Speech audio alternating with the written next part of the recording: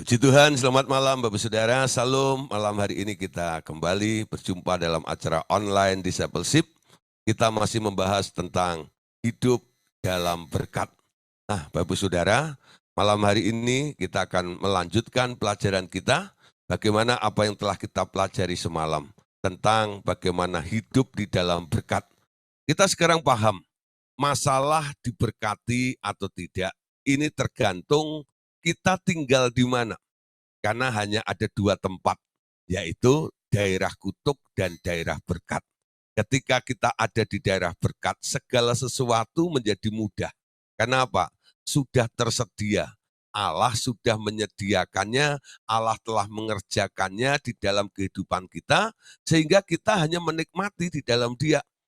Setiap kita melihat apa yang Tuhan sediakan dan itu menjadi bagian kita punya hak untuk meraih dan untuk menikmati di dalam kehidupan kita. Bagi yang masih tinggal di dalam kutub, pasti hidupnya akan merasa susah. Segala sesuatu harus diupayakan dengan berpikir keras, dengan banting tulang, dengan berkeringat, berpeluh, dan sebagainya. Itu menandakan Anda ada di daerah terkutuk. Bagaimana kita bisa pindah dari daerah terkutuk, pindah ke daerah berkat itu? Nah, Bapak Saudara, masalah pindah daerah atau kita tinggal di satu tempat itu, sekarang kita tergantung apa yang Anda pikirkan setiap hari. Ketika kita bertobat, kita mulai berpikir secara menyelaraskan pikiran kita dengan pikiran Tuhan. Kalau Tuhan katakan sesuatu, itulah yang Anda pikirkan. Ya, bukan keadaan Anda, bukan cara Anda menyelesaikannya, tapi Anda lihat tangan Tuhan yang bekerja di dalam hidup Anda, dan nanti kita hanya melihat saja, wow, keren dan luar biasa. Kenapa? Dia lakukan semuanya untuk kita orang-orang yang mengasihi Dia. Amin. Nah, malam hari ini saya mau garis bawahi lagi ya sedikit apa yang kita pelajari semalam, bahwa berkat itu sebenarnya sudah diberikan dan tak perlu diminta lagi. Efesus 1 ayat yang ketiga itu, terpujilah Allah Bapa Tuhan kita Yesus Kristus yang telah mengaruniakan segala berkat rohani di dalam surga. Memang saudara di situ dikatakan berkatnya rohani dan diturunkannya di dalam surga atau di alam roh, heavenly places. Ya, memang segala sesuatu sumbernya awalnya adalah roh. Orang beriman melihat apa yang tidak kelihatan. Yang tidak kelihatan itu bukan materi atau perkara-perkara di alam materi. Yang tidak kelihatan itu adanya di heavenly places. Adanya di alam roh. Ketika mata rohmu melihat apa yang Tuhan berikan kepada Anda, dan Anda tinggal agree saja. Yes, amin. Terima kasih Tuhan. Kalau Anda sakit, Anda melihat di alam roh, Anda sudah sehat, Anda sudah sembuh, Anda tinggal katakan, yes, aku sehat. Kalau Anda sedang kekurangan, lalu Anda di alam roh melihat ada berkat yang melimpah, Anda mulai berpikir, aku tidak kurang seperti keadaanku sekarang. Tapi aku hidup di dalam kelimpahan. Segala sesuatu sudah aku punya, walaupun masih ada di alam roh. Kenapa? Karena terpujilah Allah Bapa Tuhan kita Yesus Kristus yang telah mengaruniakan berkatnya, ya, berkat rohani di alam roh, di dalam surga. Nah, kita tinggal merealisasikan dari alam roh, kita transfer ke alam materi. Amin. Nah, kalau Anda pinter, udah jago transfer antar bank di dunia ini, atau sesama bank gitu ya. Nah, sekarang kita mulai melatih diri kita untuk transfer ya apa yang ada dari alam roh yang telah menjadi bagian Anda, cepat-cepat ditransfer ke alam materi, ke alamat Anda masing-masing. Sehingga kita menjadi penggenap dari setiap apa yang dijanjikan oleh Allah ke dalam hidup kita. Nah, saudara, malam hari ini kita melanjutkan bagiannya begini. Kita akan bicara tentang otoritas dan kuasa. Nah, Mengetahui bahwa segala berkat telah dikaruniakan kepada kita, hingga dengan iman kita dapat memilikinya dengan mudah. Kita tak banyak membuang waktu untuk terus-menerus meminta berkat terus. Ya, Bapak Saudara, apa yang saya katakan tadi, ini membuat kita tidak terus berkutat ada di daerah minta berkat terus. Ya, bangun tidur, nongol di hadapan Tuhan, ujung-ujungnya tangannya begini. Tuhan, berkati saya hari ini. Ya, kemarin sudah kita ajarkan doa yang lebih baik daripada doa seorang pengemis, peminta-minta. Anda adalah ahli waris, Anda adalah partner kerjanya Allah. Ya, kita bangun tidur untuk memulai setiap hari kita bisa berdoa begini. Bapa Surgawi, Tuhan Yesus dan Roh Kudus, mari kita berkati hari ini. Anda ikut memberkati. Karena apa? Anda bukan peminta berkat lagi. Berkat sudah diberikan kepada Anda. Sekarang di dalam dirimu ada berkat, di dalam diri Bapa ada berkat, di dalam Roh Kudus ada berkat, di dalam Yesus juga ada berkat. Sekarang 4 pribadi ini memberkati harimu bersama-sama. Nanti Anda lihat saudara, sepanjang hari itu, wah saudara, berkat itu melimpah. Segala sesuatu dengan mudah bisa Anda raih. Kenapa? Karena Anda sudah mengawali. Mari Bapak Surgawi, Tuhan Yesus dan Roh Kudus, kita berkati hari ini. Sehingga semua apa yang kita alami hari ini berjalan dengan baik, berjalan dengan mulus, berjalan dengan lancar. Gak ada yang macet, ya. Si Komo nyah keluar. Ya, suka bikin macet tuh si Komo lewat, betul nggak ya? Nah, karena Anda berkati dengan Allah Bapa, Tuhan Yesus dan Roh Kudus. Nah, pengertian bahwa Anda sudah menerima berkat ini, Anda tidak lagi terus meminta-minta berkat toh. Nah, doa kita di hadapan Tuhan, toh kalau kita harus meminta, ada hal yang lain yang boleh kita minta selain berkat. Anda dapat beranjak lebih lanjut untuk bertumbuh di daerah-daerah iman yang lain. Seperti iman akan kuasa, seperti iman akan kemuliaan Allah. Saudara, banyak kuasa dan hal-hal lain yang sebenarnya Ia hendak karuniakan kepada kita. Amin. Orang yang terus berkutat minta berkat, dia nggak akan bertumbuh di daerah power. Dia nggak akan bertumbuh di daerah kemuliaan. Ya, jadi dia terus ada di daerah peminta berkat alias pengemis berkat itu terus. Pengemis itu selalu mentalnya merendah-rendahkan diri. Anda kalau lihat pengemis betul nggak ya? Den, paring-paring den, itu bahasa Korea ya. Kulo dereng sarapan, padahal tadi udah makan di warteg. Ya. Jadi banyak bohongnya tuh. Udah makan 3 piring, katanya belum makan seharian katanya gitu ya. Ya. Supaya apa? Memohon belas kasihan. Jadi peminta-minta itu selalu kau datang kepada Tuhan, Dia tunjukkan semua keburukan atau kelemahan, kekurangan di dalam dirinya, bukan? Tuhan aku kurang ini, Tuhan aku kurang itu, Tuhan aku kurang ini. Ya, sebenarnya kalau Anda dengar dari surga cuma bilang gini, apa tadi kamu bilang kurang? Kurang. Iya memang kamu kurang iman. Kurang iman itu namanya. Semua sudah aku berikan terus minta. Kapan berhenti minta dan berpindah ke daerah yang lainnya. Yaitu daerah power dan daerah kemuliaan. Amin. Nah, Bapak Saudara, kalau Anda bisa melihat ada orang-orang yang doanya berkuasa. Dia bisa dipakai oleh Tuhan untuk menolong orang lain, menyembuhkan orang lain. Mungkin Anda berpikir, kenapa ya saya tidak? Kenapa dia bisa? Kalau Anda mulai lihat, ya pelajari hidup orang itu tidak melulu untuk hidup untuk diri sendiri. Apalagi minta-minta berkat terus tidak. Dia selalu mempersiapkan dirinya supaya Tuhan melengkapi dengan kuasa Allah di dalam dirinya. Sehingga dia siap kapan saja dipakai oleh Tuhan. Amin. Nah, Tuhan akan bawa kita lebih lagi. Dari kuasa itu, Tuhan akan membawa satu level ke tingkat yang lain. Namanya the glory atau kemuliaan. Ya, harus kita mencapai. Kalau toh hari ini Anda masih berkutat di daerah berkat, mulai sadari, berkat sudah diberikan kepada Anda. Saya berhenti minta berkat.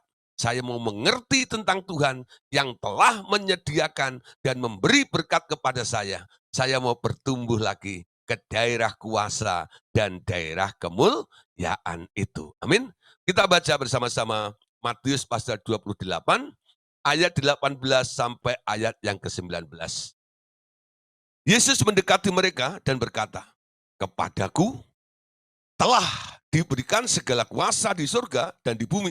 Ayat 19, "Karena itu pergilah, jadikanlah semua bangsa muridku, dan baptislah mereka dalam nama Bapa dan Anak dan Roh Kudus. Dan ajarlah mereka melakukan segala sesuatu yang telah kuperintahkan kepadamu, dan ketahuilah aku menyertai kamu senantiasa sampai kepada akhir zaman." Amin. Nah, Bapak Saudara, ayat ini berkata, ketika Tuhan Yesus mau mengutus murid-muridnya, murid-murid ini suruh mendekat kepada Tuhan Yesus. Ya, atau Yesus mendekati mereka. Ketika Tuhan Yesus sudah mendekati mereka, lalu Tuhan Yesus berkata, "Dengar ya, kepadaku," ya, pada Yesus, "telah diberikan segala kuasa di surga dan di bumi. Karena itu pergi, beritakan Injil, jadikanlah semua bangsa itu muridku, baptislah mereka dalam nama Bapa, Tuhan Yesus dan Roh Kudus. Ya, nanti aku akan menyertaimu." Jadi ketika Anda sudah mengerti panggilan Anda, nanti Tuhan akan menyertai. Menyertai dengan apa? "Tinggallah di kota ini sampai aku melengkapi engkau dengan kuasa yang maha tinggi." Amin. Nah, jadi kuasa sebenarnya diberikan untuk siapa? Untuk orang-orang yang telah rela untuk hidup melayani Tuhan. Ya. Jadi Anda tahu, hidup ini sebenarnya adalah kesempatan, bukan kesempitan. Amin. Nah, banyak orang pikir hidup ini kesempitan, makanya penuh dengan sesak nafas. Hari ini banyak orang sesak nafas, kenapa? Ya, hidup ini kesempitan namanya, ya. Kesempatan untuk apa? Untuk melayani Tuhan. Enggak ada lagunya dia, hidup ini adalah kesempatan. Hidup ini untuk melayani Tuhan. Jangan sia-siakan apa yang Dia beri, ya. Hidup ini harus jadi berkat. Amin. Nah, jadi ini kesempatan. Ketika Anda mengambil kesempatan untuk melayani Tuhan, nanti Tuhan yang berkewajiban. "Aku akan menyertai kamu senantiasa sampai kepada akhir zaman." Amin. Bahkan kalau Anda baca Alkitab, tanda-tanda ini akan menyertai orang-orang percaya. Mereka akan menginjak ular, mereka akan meminum racun maut pun dia tidak kena bahaya. Kenapa? Karena Anda dilengkapi dengan power. Karena Anda akan dilengkapi dengan kuasa. Amin. Tapi harus keluar dulu dari peminta-minta berkat. Mulai hidup untuk Allah. Mulai rela untuk melayani Tuhan. Ya, jadi roh selfity-nya itu harus dibuang dulu, ya. Setiap hari melihat keadaan diri sendiri. Sekarang mulai lihat orang lain. Mulai lihat sekeliling Anda. Tuhan Yesus berkata, "Pandang sekelilingmu, ladang sudah menguning, siap untuk dituai." Ya, siapa yang akan aku utus? Tuhan bertanya seperti itu. Ya, tapi nggak banyak yang menjawab. Seperti Yesaya mengatakan, "Ini aku Tuhan, utuslah aku." Jarang orang yang begitu. kebanyakan orang menjawab juga sih, ini aku Tuhan, utuslah dia. Gitu. Nah, jadi ini aku tapi yang disuruh orang lain. Lah kamu ngapain? Aku ngumpulin berkatnya. Berkat tercurah, tercurah, tercurah. Lagunya gitu aja terus. Ya, pokoknya kalau lagu itu sekitar berkat, berkat, berkat aja gitu ya. Berkati aku melimpah seperti itu. Kapan Anda mulai pergi untuk melihat sekitar Anda? Orang-orang sekitar Anda dan ladang yang sudah mulai menguning, ya. Nah, Bapak Saudara, kalau orang selalu melihat dirinya sendiri, nanti akan muncul apa ya? Roh mengasihi diri sendiri di dalam dirinya ini. Itu yang disebut roh self-pity, ya. Roh yang mengasihi diri sendiri. Nah, itu kebanyakan orang seperti itu harus diangkat dulu imannya, supaya tidak melihat diri sendiri. Orang beriman tidak melihat masalahnya, orang beriman tidak melihat persoalannya, orang beriman tidak melihat dirinya sendiri, tapi orang beriman adalah melihat Tuhan. Amin. Looking unto Jesus. Amin. Pandang kepada Yesus. Dia yang merancang, dia yang mendesain iman Anda, dia juga yang akan mengerjakannya dan menyelesaikannya sampai tuntas, tas. Amin. Nah, Bapak Saudara, mau bertumbuh di daerah kuasa ini? Nah, saya harap kalau mau harus mulai ada komitmen. Tuhan, aku tidak mau hidup untuk diri sendiri. Aku tidak terus mengeluh, tidak terus berkutat atau sibuk dengan urusanku sendiri. Aku mau jadi prajurit. Benar nggak ya? Seorang prajurit itu tidak layak kalau dia masih mengurus tentang keadaan dirinya sendiri. Tapi dia harus bisa menanggalkan tentang dirinya sendiri, mulai melihat ke sekitar dan orang lain yang ada di sekitarnya juga. Amin. Nah, Bapak Saudara, Matius 16 ayat 19. Baca. Matius 16 ayat 19. Kepadamu akan kuberikan kunci kerajaan surga. Apa yang kau ikat di dunia ini akan terikat di surga. Ya, akan terikat di surga. Dan apa yang kau lepaskan di dunia ini akan terlepas di surga. Nah, Bapak Saudara, perhatikan di sini. Kepadamu akan kuberikan, bukan sudah, tapi akan kuberikan kunci kerajaan surga.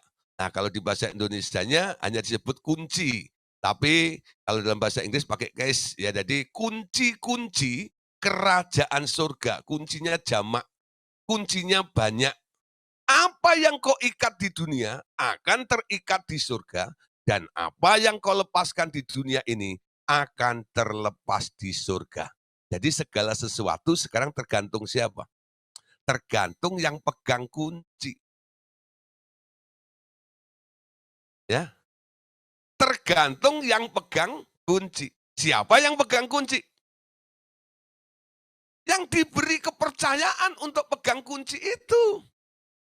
Anda, ya, kalau sudah pegang kuncinya, Anda akan disebut juru kunci. Bukan jaga kuburan, bukan. Ya toh, juru kunci. Ya toh, itu nggak tahu kenapa orang jaga kuburan disebut juru kunci. Gitu loh. Padahal dia nggak pegang kunci, itu nggak ya? Ya, harusnya kan juru kuburan saja nih ya. Nah, itu juru kunci namanya. Ya, Anda juru kunci. Ya. Karena apa? Segala sesuatu kuncinya sekarang tergantung Anda, bukan tergantung Tuhan lagi. Otoritasnya, kuasanya sudah diberikan kepada Anda. Apa yang kau ikat di bumi akan terikat di surga. Dan apa yang kau lepaskan di bumi ini akan terlepas juga di surga. Amin. Nah, sekarang mulai mengerti ya? Ada sesuatu yang masih terikat di bumi ini, siapa yang melepaskan? Anda yang pegang kunci. Kalau Anda melihat orang lain yang masih terikat di bumi ini, Anda bisa melepaskannya juga. Amin. Apa yang terikat itu boleh Anda kerjakan. Nah, jadi sekarang directnya bukan dari alam roh. directnya dari alam materi. Anda pemegang kuncinya. Anda pemegang kendalinya. Jadi segala sesuatu tergantung Bapak, Ibu, Saudara. Amin. Target-target yang sudah disediakan, yang sudah dipercayakan kepada Bapak Saudara, itu menjadi baik atau tambah buruk, itu tergantung siapa? Bukan tergantung Tuhan. Tapi tergantung yang pegang kunci. Mampu buka atau tidak. Ya, apa yang kau ikat akan terikat, dan apa yang kau lepaskan akan terlepas di surga. Amin. Makanya kuncinya banyak. Kunci-kunci di surga atau di heavenly places itu banyak ruang, saudara. Banyak kamar-kamar. Dan setiap kamar-kamar atau ruang itu isinya macam-macam. Yaitu apa saja yang dibutuhkan di bumi itu disimpannya di heavenly places itu. Kalau ada orang, mungkin Anda lihat dia sakit ya, mungkin ginjalnya rusak. Ya. Lalu orang pikir gimana caranya membetulkan atau membenahi ya atau mereparasi ginjal yang rusak itu. Sebenarnya Anda tak perlu mereparasi yang rusak itu. Di dalam Tuhan Yesus ada yang namanya ciptaan yang baru. Yang lama sudah berlalu, yang baru sudah datang. Artinya apa? Ada pengganti spare part-nya. Anda bisa berdoa. Anda bisa lakukan tindakan iman.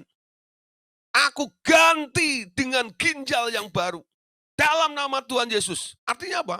Kuncimu Anda buka kamar atau ruang di alam roh itu, lalu Anda tarik satu jenis ginjal, lalu Anda gantikan ke ginjal yang rusak di dalam diri orang yang sedang Anda layani tadi. Apa yang terjadi? Dia mendapat ginjal yang baru. Ginjal yang lamanya nggak usah dioperasi. Itu lenyap saja sudah nanti. Tahu-tahu ganti yang baru. Nanti biasanya dokter ngecek kaget. Belum pernah terjadi seperti ini. Kok bisa ya? Ginjal yang rusak sekarang jadi baik, baru seperti ini. Tuhan yang melakukannya. Ya, melalui otoritas yang telah dipercayakan kepada Bapak Ibu Saudara, dan Andalah yang buka kuncinya. Amin. Anda yang buka kuncinya.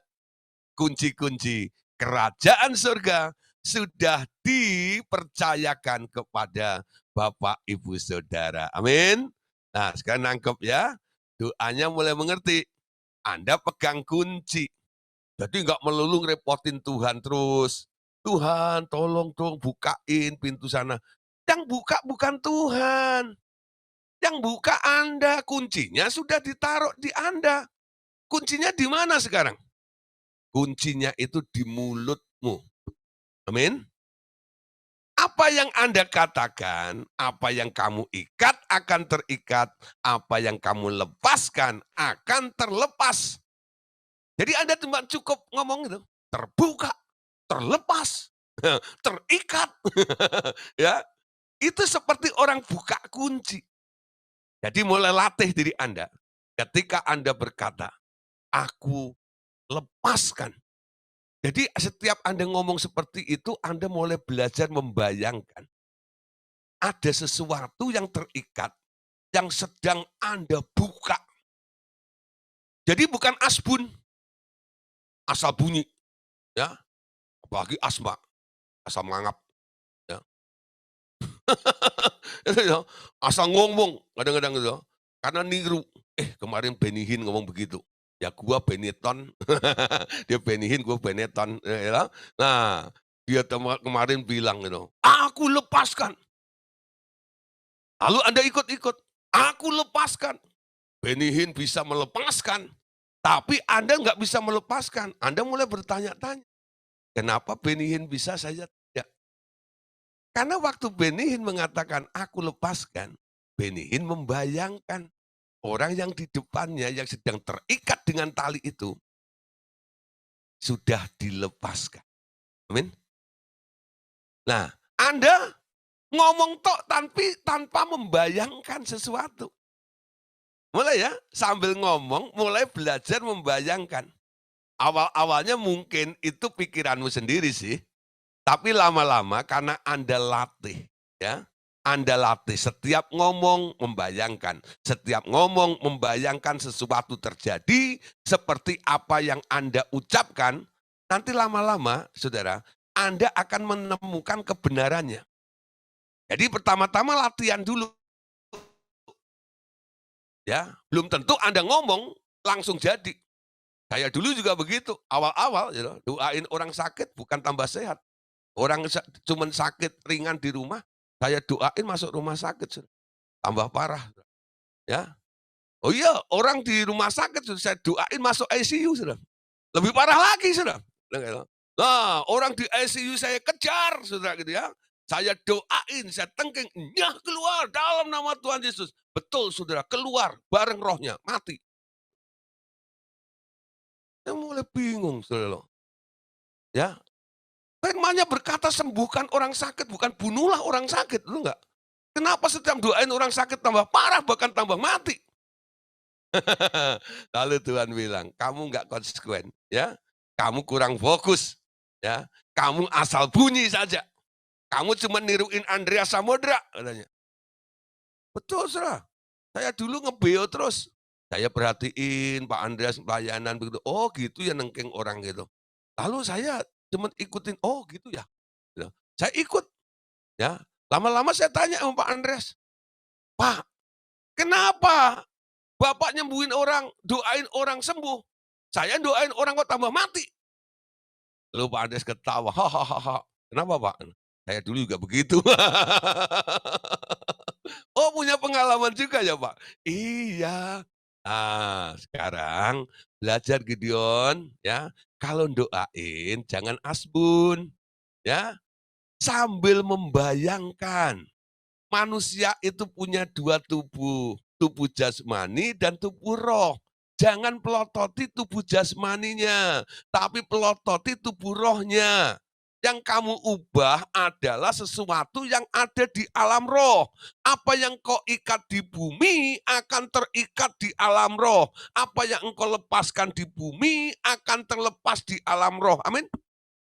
Bekerja di alam roh, bukan bekerja di alam materi.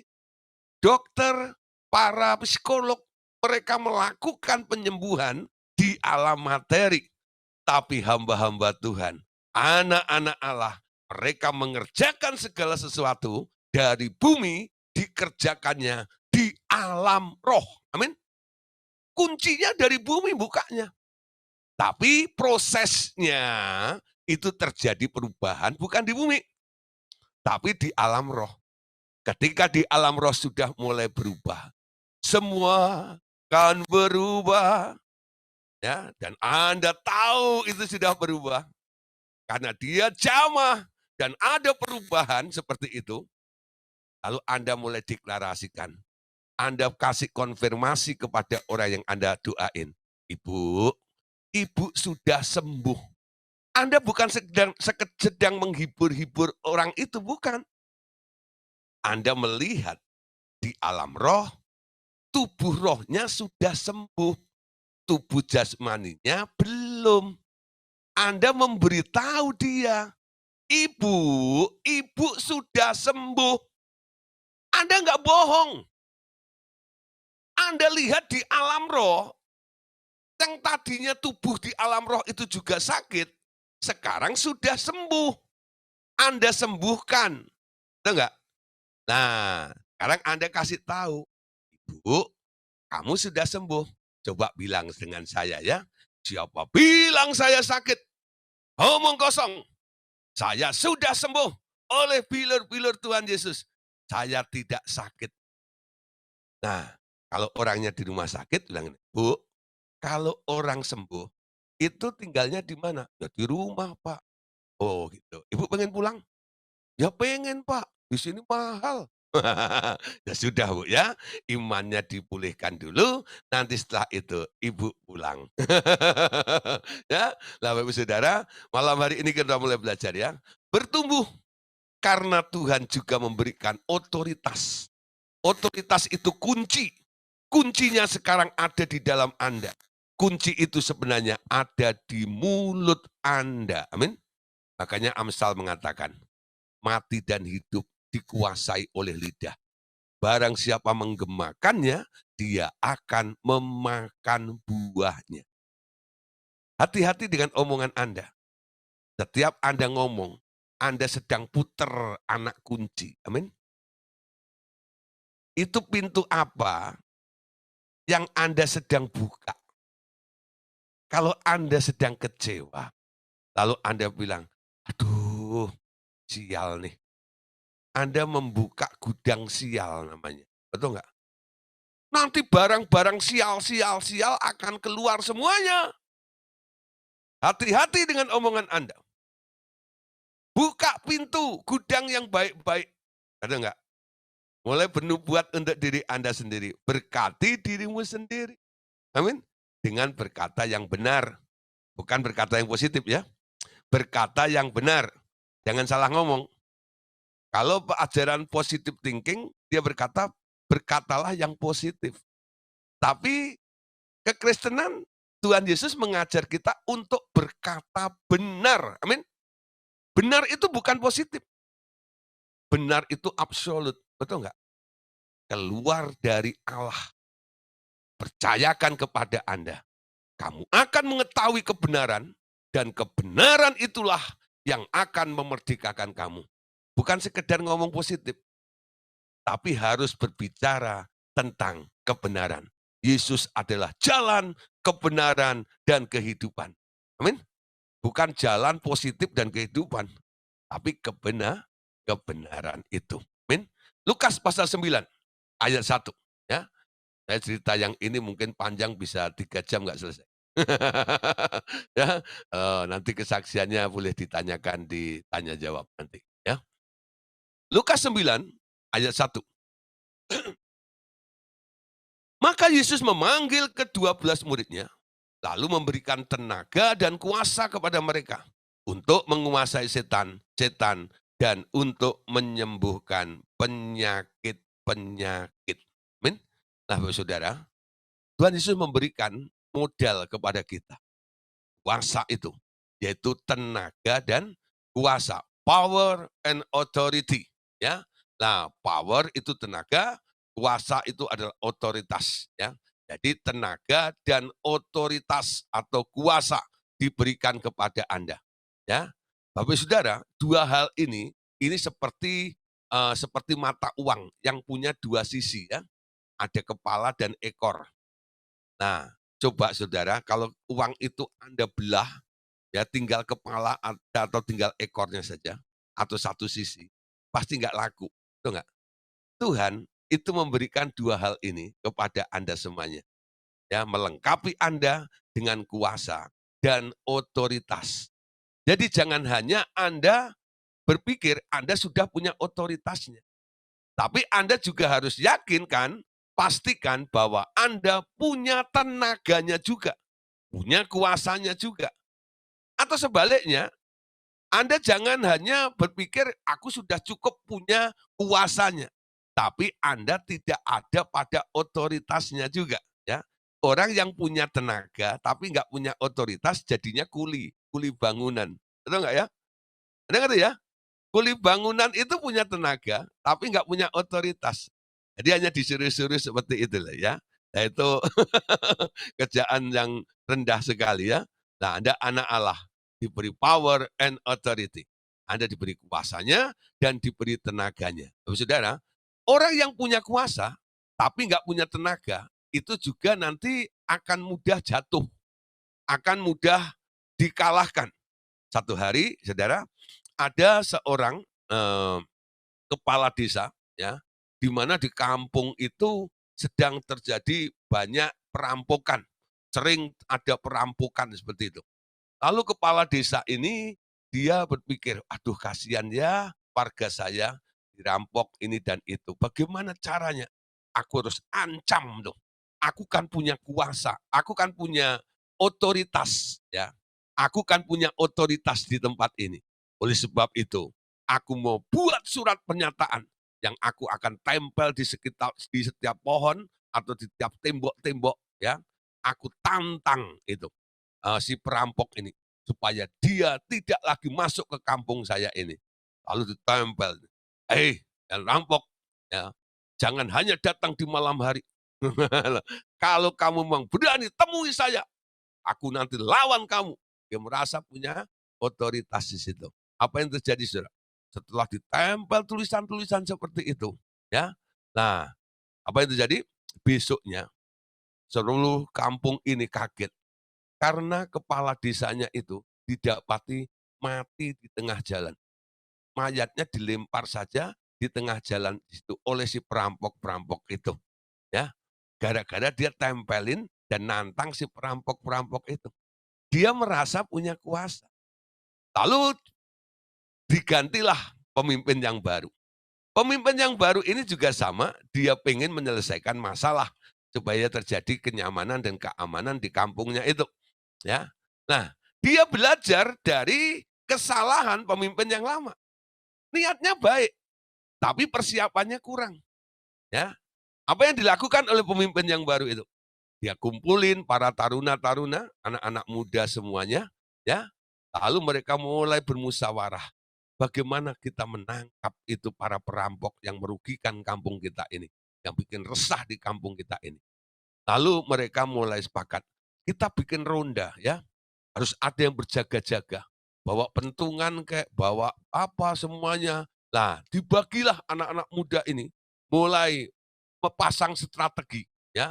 Daerah-daerah kira-kira orang dari luar bisa masuk di mana, pintu-pintu yang kelihatannya ini ditutup nanti kalau tengah malam, lalu diberi akses yang satu nanti gampang diarahkan kemana seperti itu ya. Nah, apa yang terjadi Saudara? Besoknya ya, besoknya si perampok itu ditangkap, ya. Nah, ramai-ramai digiring, lalu diserahkan ke polisi. Nah, saudara, ini kepala desa yang kedua ini, dia bukan hanya punya otoritas, tapi dia juga punya power. Dia bukan hanya punya punya kedudukan atau otoritas kuasa, tapi dia juga punya tenaganya. Anak-anak muda yang dikerahkan seperti itu. Tuhan Yesus sama, saudara. Ketika dia menyuruh Anda, dia lengkapi kita semuanya. Bukan hanya dengan otoritas sebagai anak Allah, tapi juga dengan tenaga, kuasa, ya, yang diberikan kepada Anda semuanya. Jadi Anda punya kekuatan double porsi. Amin. Power and authority. Amin. Kuasa dan tenaga. Amin. Nah, Bapak Saudara, ini semua bisa didapat kalau Anda tidak berkutat di daerah berkat terus. Anda akan bertumbuh di daerah berikutnya, di daerah power dan di daerah otoritas itu. Amin. Nah, Tuhan mau supaya kita bertumbuh ke sana. Kenapa? Karena Dia mau kita nantinya akan memerintah bersama-sama dengan Dia. Di bumi ini latihan. Latihan supaya kita nanti nggak kagok. Kita nggak canggung. Ketika di kerajaan 1000 tahun nanti kita memerintah bersama dengan Tuhan Yesus, Anda sudah pernah latihan di bumi ini. Di bumi itu tempat training, amin. Salah satunya adalah latihan bagaimana memerintah. Nah, Bapak Saudara ya, berarti kan di sini kita nanti akan memerintah bersama dengan Tuhan, ya, bersama dengan Yesus. Yang diinginkan Allah terhadap orang beriman adalah agar mereka menjalankan kembali otoritas Allah itu di atas bumi seperti pernah diberikannya kepada Adam sebelum kejatuhan manusia ke dalam dosa. Itu dilakukannya dengan menyatukan Anda dengan roh Tuhan Yesus yang benihnya telah ditanam ke dalam Anda ketika Anda mengundang Dia dengan iman masuk ke dalam hati Anda. Ya, Bapak Saudara, Tuhan inginkan kembali pemulihan seperti rencana awal. Ketika Adam ditaruh di muka bumi ini, Tuhan berkata, kuasailah semuanya itu. Jadi Adam itu punya otoritas. Dia berkuasa atas bumi ini. Ya. Jadi kita boleh katakan juga, Adam itu sebenarnya Allahnya. Ya. Jadi Tuhan Yesus itu bagi kerjaan. ya dengan Adam. Untuk wilayah daerah materi, sekarang Adam yang menentukannya. Untuk di alam roh, Tuhan Yesus yang menentukannya. Ya, jadi Tuhan Yesus Allah di alam roh. Nah, pada waktu itu Adam itu dijadikan Allahnya bumi. Karena Adam anak Allah, dia belum jatuh dalam dosa. Ya, dia disuruh memerintah di bumi itu. Tapi dosa membuat manusia kehilangan kemuliaan Allah. Sehingga kita tidak lagi menjadi orang yang berotoritas. Tapi ya Tuhan Yesus datang memulihkan kita kembali dengan menyatukan kita dengan Tuhan Yesus. Di situ kita didudukkan kembali bersama-sama dengan Yesus di sebelah kanan Allah Bapa. Kita sekarang punya posisi yang sama. Ya, dikembalikan seperti semula. Dipulihkan oleh Tuhan Yesus itu. Roma pasal 5 ayat yang ke-17. Paulus mengatakan dalam Roma pasal 5 ayat 17, sebab jika oleh dosa satu orang maut telah berkuasa oleh satu orang itu, maka lebih benar lagi mereka yang telah menerima kelimpahan kasih karunia dan anugerah kebenaran akan hidup, ya, akan hidup dan berkuasa oleh karena satu orang itu, yaitu Yesus Kristus, ya, hidup dan berkuasa. Jadi Tuhan punya rencana dalam kehidupan kita. Anda bukan hidup sebagai budak di dunia ini, diperhamba oleh dosa atau diperhamba oleh dunia ini. Tapi Tuhan katakan, aku memberikan kamu hidup supaya kamu juga berkuasa. Amin. Hidup dan berkuasa. Wahyu pasal 5 ayat yang ke-10. Wahyu 5 ayat 10. Dan engkau telah membuat mereka menjadi satu kerajaan dan menjadi imam, ya, menjadi imam-imam bagi Allah kita, dan mereka akan memerintah sebagai raja di bumi ini. Amin. Nah, Bapak Saudara, Anda sekarang diberi hak oleh Tuhan untuk memerintah sebagai raja. R-nya kecil, ya, bukan raja di atas segala raja. Itu untuk Tuhan Yesus, ya. Anda adalah raja. Jadi jangan salah nyanyi, ya. Ada lagu sekolah minggu yang sebenarnya itu kurang tepat, rancu. Lagunya begini, aku anak raja, engkau anak raja, kita semua raja, anak raja, raja guguk. Ya, anak raja. Anda bukan anak raja. Anda dijadikan raja. Amin. Biasanya anaknya raja itu yang bikin ulah malahan, tuh enggak ya? Ya nah, bapaknya kerja baik-baik, anaknya yang bikin ulah kadang-kadang. Anak raja, ya. Tapi Tuhan tidak menjadikan Anda anak raja. Anda dijadikan apa? Raja juga. Kalau Yesus adalah raja besar, raja di atas segala raja, Anda adalah raja wilayah. Tergantung saudara, kapasitas Anda seberapa. Yang telah dipercayakan Tuhan kepada Anda adalah penguasanya. Anda adalah rajanya. Anda yang memerintahkannya. Amin. Yesus raja di atas segala raja. Jadi jangan nyanyi lagi, aku anak raja. Hanya diubah. Aku adalah raja, engkau juga raja, semua raja-raja. Amin. Nah,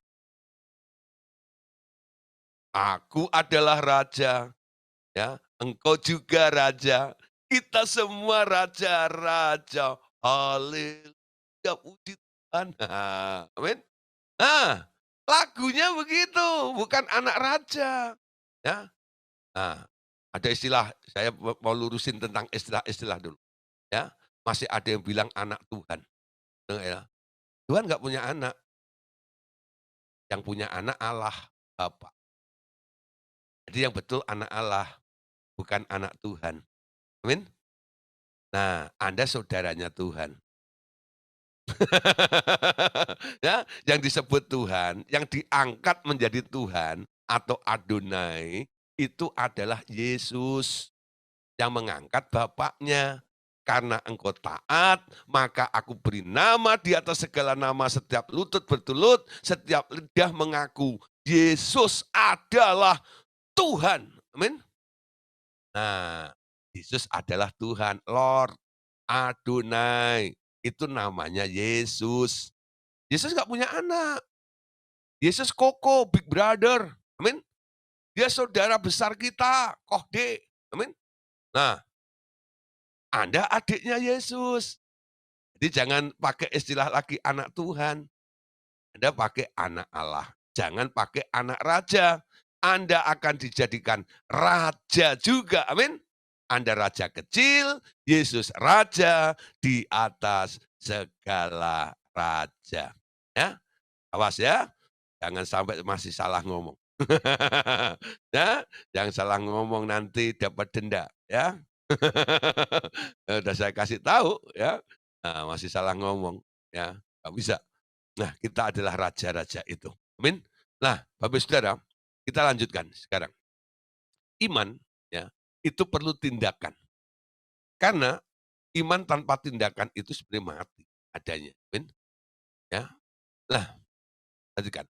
Iman tanpa tindakan adalah mati. Ya. Kemenangan besar akan dimulai dari kemenangan kecil yang dikerjakan oleh langkah iman dalam penyertaan Tuhan. Dengan mempercayai Yesus sebagai anak Allah, itu sebenarnya tidaklah cukup untuk menyelamatkan seseorang. Tetapi harus diikuti dengan apa? Tindakan iman. Iman sendiri harus datang dari rema, bukan logos. Yakni suara Tuhan atau Roh Kudus atau Allah Bapa di dalam hati Anda. Dan apa yang Dia suruh lakukan dengan taat. Amin.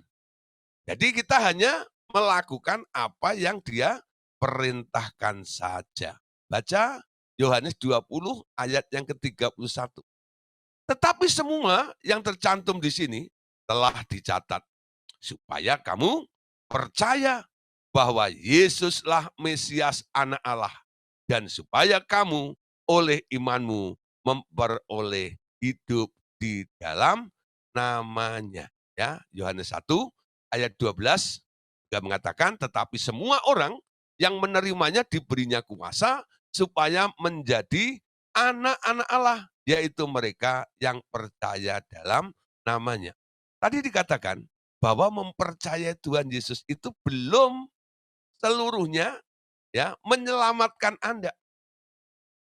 Dengan hati orang percaya dibenarkan. Dengan mulut orang mengaku diselamatkan. Amin. Nah, tapi kita melihat ya, masalah selamat itu sebenarnya adalah masalah pindah daerah. Dibenarkan itu artinya Anda dikoreksi, tapi masih tinggal di daerah yang lama. Ya, ingat ya. Dibenarkan itu artinya kondisimu masih salah, tapi Anda dianggap benar. Diselamatkan, masalah keselamatan itu adalah masalah pindah daerah. Tapi orang yang sudah pindah daerah, kalau dia tidak melakukan sesuatu, gak ada actionnya, gak ada tindakannya, dia juga tidak akan menikmati. Ada istilah ya, tikus mati di lumbung padi. Itu enggak? Tahu? Tikus mati di lumbung padi. Apa artinya? Tikusnya buta. Ya, ya, kena COVID kali penciumannya udah enggak ini ya. Ya. Nah, tikusnya kena COVID. Enggak bisa nyium, ada padi di situ. Ya. Nah, saudara, dia ada di daerah kelimpahan, penuh dengan makanan, tapi dia mati di daerah kelimpahan itu. Kenapa? Dia nggak melakukan sesuatu. Kenapa nggak melakukannya? Kesadarannya nggak ada. Mungkin dia nggak melihat, sehingga dia tidak makan makanan yang ada di situ. Dia mati kelaparan ada di tumpukan makanan yang melimpah seperti itu. Ya, jadi ada 3 tahapan ya, dibenarkan, dipindahkan atau diselamatkan, dan melakukan apa yang Tuhan katakan kepada Anda. Orang kadang-kadang hanya sampai dipindahkan. Sudah pindah dari maut ke dalam hidup, itu rasanya lega banget gitu ya. Tapi di daerah hidup itu Anda tak mengalami apa-apa. Anda hanya merasakan nyaman, nggak dikejar-kejar setan saja gitu. Tapi nggak mengalami perubahan, perombakan, dan kemajuan. Kenapa? Nggak ada actionnya. Ya, nggak ada actionnya. Iman tanpa perbuatan mati. Percuma Anda ada di daerah berkat, saya katakan. Tapi Anda nggak mengalami berkat itu. Nah, sadar ya sekarang. Percuma Anda ada di daerah berkat, tapi nggak mengalami berkat itu. Kenapa? Kurang satu langkah. Iman tanpa perbuatan adalah mati. Amin. Harus ada actionnya. Ya. Tuh, Yohanes 20 ayat 31. Tetapi semua yang tercantum di sini telah ya dicatat supaya kamu percaya, ya, supaya kamu percaya.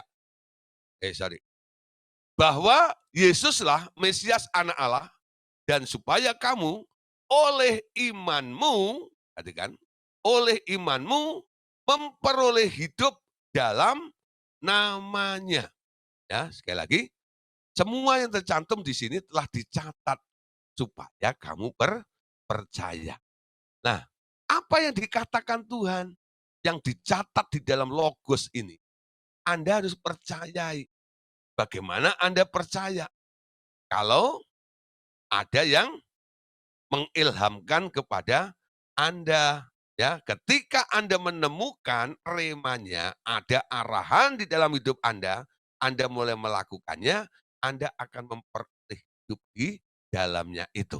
Yakobus 2 ayat 20. Yakobus menegur atau menasihati orang-orang yang bebal.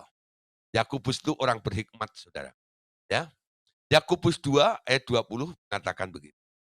Hei manusia yang bebal, maukah engkau mengakui sekarang bahwa iman tanpa perbuatan adalah mati. Ya. Iman tanpa perbuatan adalah iman yang kosong. Ya, hei manusia bebal, maukah engkau mengakui sekarang bahwa iman tanpa perbuatan adalah iman yang kosong. Amin. Banyak orang kadang-kadang hanya ngomong omdo, ya enggak? Aku diberkati, sepanjang hidupku diberkati, siang berganti malam, ya. Hujan berganti panas. Aku diberkati kakek-kakek, nenek-nenek, tante-tante, om-om. Ya. Yakobus pasal 2 ayat tadi ya. Ayat ini dulu, nyambung.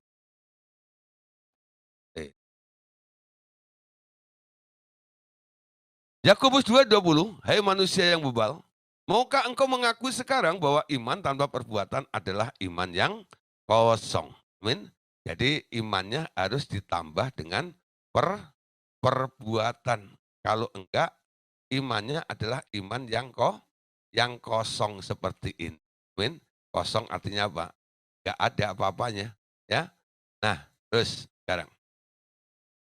Nah, jadi boleh katakan gini ya. Pertama, kita melihat dulu. Look it, ya. Nah, di sini apa yang Anda lihat? Lihat di mana? Di alam roh, ya. Lalu Anda mulai mengerti. Ketika Anda melihat dan Anda mulai mengerti, ya, understand, lalu Anda mulai lakukan action, ya. Jadi kalau hal ini Anda lakukan, 3 langkah ini. Iman itu melihat dulu apa yang tidak kelihatan. Itu artinya Anda percaya di dalam hati, Anda dibenarkan. Anda mengerti, Anda mulai ngomong, ya. Nah, mengakuinya, oke, agree, gitu ya. Anda dipindahkan, diselamatkan. Menjadi realita karena action Anda, ya. Mentaati apa yang Dia perintahkan, Anda kerjakan di situ. Berdasarkan apa yang menjadi instruksinya Dia. Amin. Ya. Nah, Saudara, sekarang lihat. 1 Yohanes 5 ayat 3 sampai 5. Sebab inilah kasih kepada Allah, yaitu bahwa kita menuruti perintah-perintahnya. Perintah-perintahnya itu tidak berat. Sebab semua yang lahir dari Allah mengalahkan dunia. Dan inilah kemenangan yang mengalahkan dunia, yaitu iman kita. Siapakah yang mengalahkan dunia? Selain daripada Dia yang percaya bahwa Yesus adalah anak Allah. Amin. Menurut perintahnya, ya perhatikan, menurut perintahnya. Nah, Anda penurut perintah atau bukan? Ini persoalannya, ya. Nah, kita lihat langkah-langkah daripada iman. Nah, ini bab terakhirnya. Kebenaran-kebenaran yang kita temukan di dalam firman Allah akan memerdekakan kita dari tekanan kutuk yang ada di atas setiap manusia. Bila kita mulai melangkah, ya, keluar dengan iman dan mulai masuk ke dalam praktek. Nah, prakteknya yang nggak mau kadang-kadang, ya. Yakobus 2:17. Demikian juga halnya dengan iman, jika iman itu tidak disertai perbuatan, maka iman itu hakikatnya adalah mati. Ya, pada hakikatnya adalah mati. Harus ada tindakannya. Tiap masalah membutuhkan terobosan iman. Perhatikan ini ya. Tiap masalah membutuhkan terobosan iman sendiri-sendiri. Ada iman untuk masalah uang. Ya, Anda harus bisa menerobos ini masalah uang. Iman untuk masalah penyakit. Iman untuk menyembuhkan diri sendiri. Iman untuk mendengar suara Tuhan. Dan sebagainya. Jadi pertumbuhannya kadang-kadang melalui tahap demi tahap.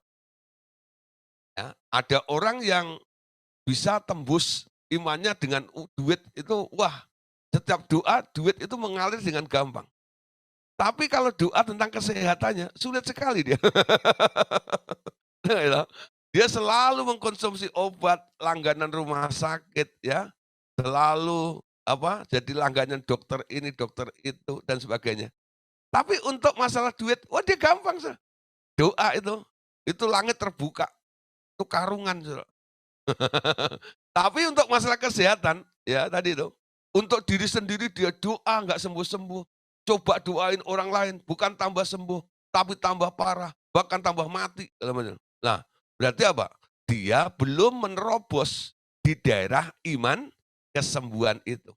Ya, nah banyak lagi saudara, iman-iman untuk yang lainnya. Dan itu membutuhkan terobosan demi terobosan setiap ini. Ya, nah kita harus mulai bertumbuh. Termasuk salah satunya adalah iman untuk mendengar suara Tuhan.